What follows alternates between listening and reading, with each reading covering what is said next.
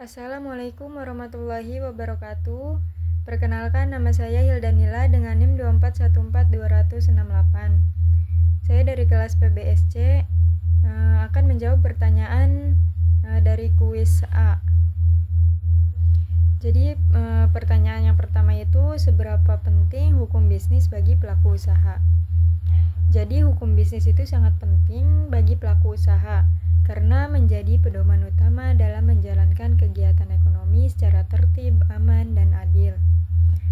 Dengan adanya hukum bisnis, para pelaku usaha mengetahui hak dan kewajiban mereka dalam setiap transaksinya, baik dengan konsumen, mitra usaha, maupun pemerintahan.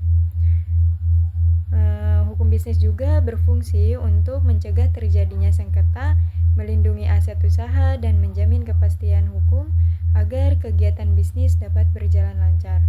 Selain itu, hukum bisnis juga membentuk perilaku usaha yang jujur dan beretika, sehingga mampu menumbuhkan kepercayaan masyarakat dan investor terhadap dunia usaha.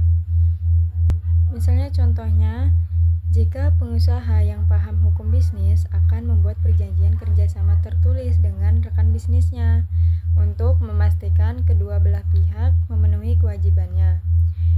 Jika terjadi masalah, perjanjian tersebut bisa dijadikan dasar hukum dalam penyelesaian sengketa.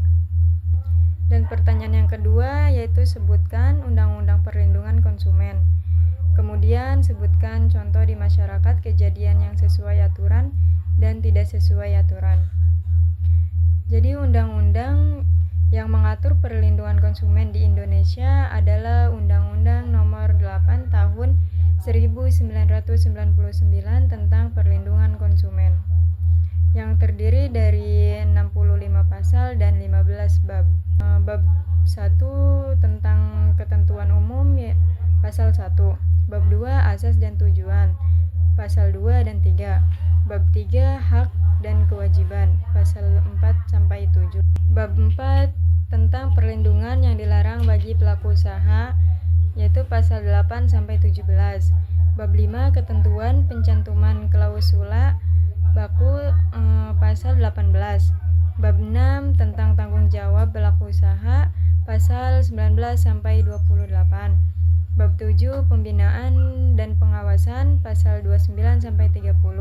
Bab 8 Badan Perlindungan Konsumen Nasional, pasal 31-43. Bab 9 tentang Lembaga Perlindungan Konsumen Swadaya Masyarakat, pasal 44. Bab 10 tentang penyelesaian sengketa, pasal 45-48. Bab 11 tentang Badan Penyelesaian Sengketa Konsumen, pasal 49-58. Bab 12 tentang penyidikan, pasal 59. Bab 13 tentang sanksi, pasal 60-63. Bab 14 ketentuan peralihan, pasal 64. Bab 15 ketentuan penutup, pasal 65. Jadi undang-undang ini dibuat untuk melindungi hak-hak konsumen agar tidak dirugikan oleh pelaku usaha, sekaligus mendorong pelaku usaha beretikat baik dalam memproduksi dan menjual barang dan jasa. Selanjutnya yaitu contoh kejadian yang sesuai dengan aturan. Misalnya, sebuah toko elektronik memberikan garansi resmi 1 tahun untuk setiap produk yang dijualnya. Jika barang tersebut rusak sebelum masa garansi itu habis, toko tersebut harus memperbaiki atau mengganti barang sesuai dengan ketentuannya. Hal ini sesuai dengan pasal 4 Undang-Undang Nomor 8 Tahun 1999, karena pelaku usaha memenuhi kewajibannya dan konsumen mendapatkan haknya. Selanjutnya contoh kejadian yang tidak sesuai dengan aturan.